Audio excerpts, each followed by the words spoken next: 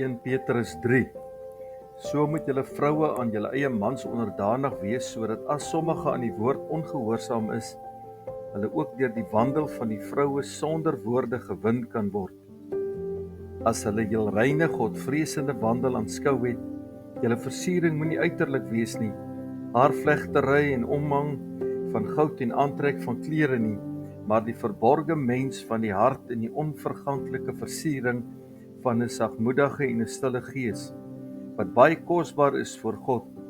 Want so het vroeër ook die heilige vroue wat op God gehoop het, hulle self versier, en hulle was aan hulle eie mans onderdanig,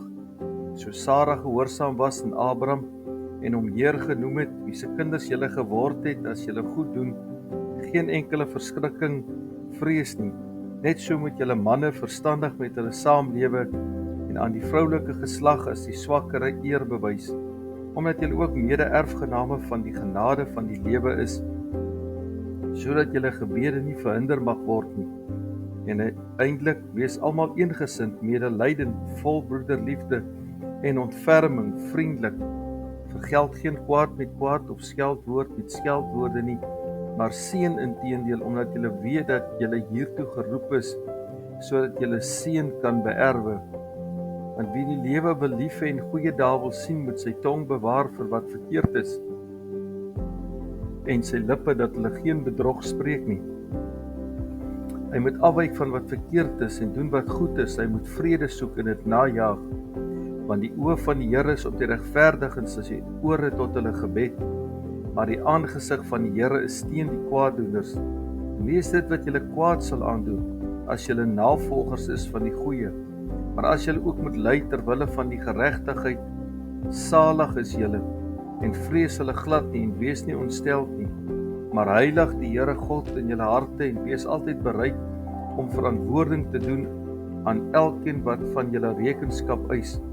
omtrent die hoop wat in julle is, met sagmoedigheid en vrees, met behoud van 'n goeie gewete, sodat in die saak waarin hulle van julle kwaad spreek, soos van kwaaddoeners hulle beskaam mag word, wat julle goeie lewenswandel in Christus belaster. Want dit is beter as die wil van God dit eis, dat julle ly wanneer julle goed doen, as wanneer julle kwaad doen. Want Christus het ook eenmaal vir die sondes gely, hy die regverdige vir die onregverdiges, om ons tot God te bring, hy wat wel gedood is na die vlees, maar lewend gemaak deur die Gees, en wie ook heen gegaan en gespreek het vir die geeste in die gevangenis, wat eertyds ongehoorsaam was toe die lankmoedigheid van God eenmaal gewag het in die dae van Noag, onderwyl die ark gereed gemaak is, waarin weinig dit is 8 siele deur water heen gered is, waarvan die teebeeld die doop ons ook red, nie as 'n aflegging van die vuilheid van die vlees nie,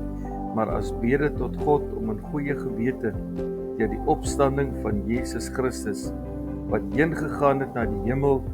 en aan die regterhand van God is, terwyl engele en magte en kragte aan hom onderwerp is.